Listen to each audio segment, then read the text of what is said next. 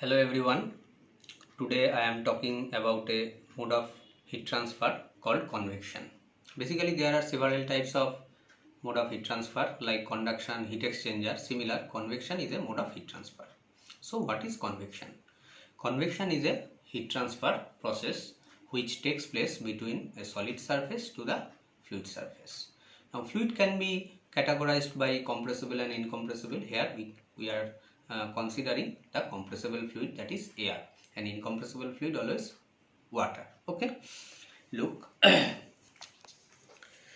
So convection is a takes place between a solid surface to the adjacent liquid surface, okay, or fluid surface. So this is the atmosphere.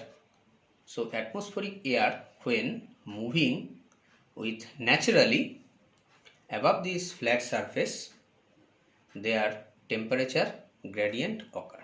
That means the solid particles of this surface and adjacent fluid particles, they are exchange the heat between two medium, and therefore heat transfer takes place. So due to the temperature difference here heat transfer takes place and convections occurred. So convection, this is naturally. So convection basically two types. One is natural convection, another is forced convection. Forced, why it's forced? If I placed another device like fan or blower, creates external pressure, or external, due to the external pressure the velocity of the fluid will be more.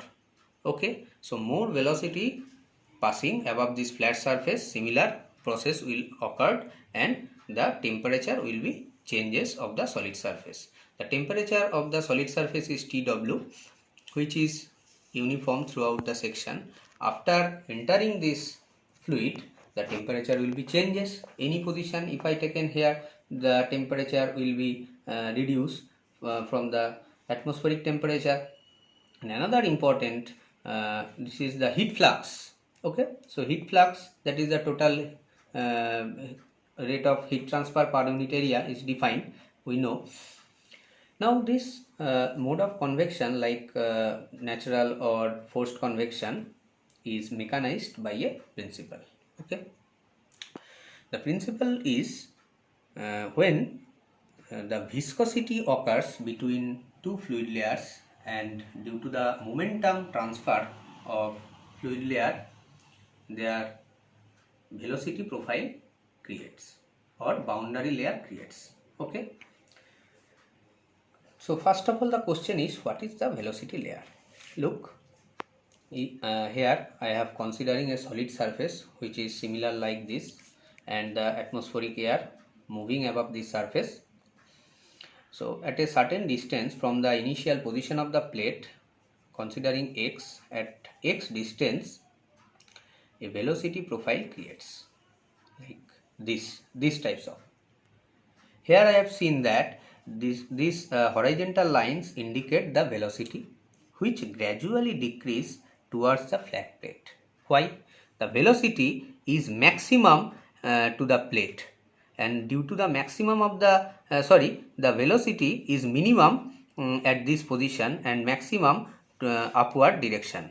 So the velocity will be decreased more and more and more, and this position the velocity will be 0 due to the quantum theorem, due to the continuum theorem, or we can say no slip boundary condition. Due to the no slip boundary condition, fluid particle and solid particles are constant, are tends to 0. The velocity there tends to 0.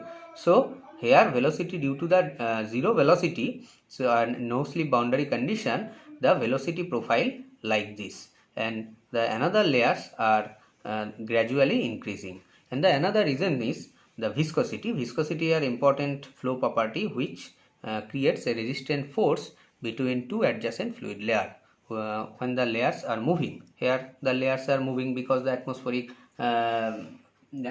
pressure, the fluid is moving above this flat surface. So due to the resistance create, the velocity will be changes, and velocity like these types of changes like du by dy, this is the velocity profile is create. Du, this is the change in velocity along the y direction, and tau, is the shear stress which creates between two adjacent fluid layer, and shear stress is maximum at this position, and velocity u will be 99% of the free stream velocity. Free stream velocity, why free stream velocity? Free stream, that is the atmospheric velocity. After passing above this flat surface, the velocity will be tends to the free stream velocity or absolute velocity, and this viscosity is governed by this law, that is Newton's law of viscosity. So tau proportional to du dy, or tau equal to mu du dy. Mu is the dynamic viscosity. Okay,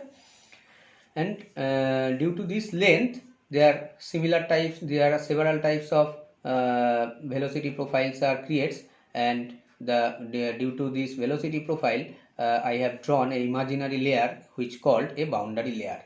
So now the distance of the boundary layer is defined by the delta, that is the boundary layer thickness, where this absolute the velocity of free stream, which is 99% of the absolute velocity of the plate. Okay, so by this mechanism, convection takes place. Now the convection is analytically is defined by Sir Newton's. Okay, so this is the Newton's law of cooling, called Newton's law of cooling, which is defined by Q is equals to H A del T. Del T, that is the temperature difference, that is TW minus T infinity. TW is the wall temperature, T infinity, that is the atmospheric fluid temperature. This is the temperature gradient, is degree centigrade or Kelvin. This is a area of the cross section of the plate, unit is meter square, and Q is the total heat transfer. Total heat transfer is watts. Okay, now H can be defined by Q by A del T.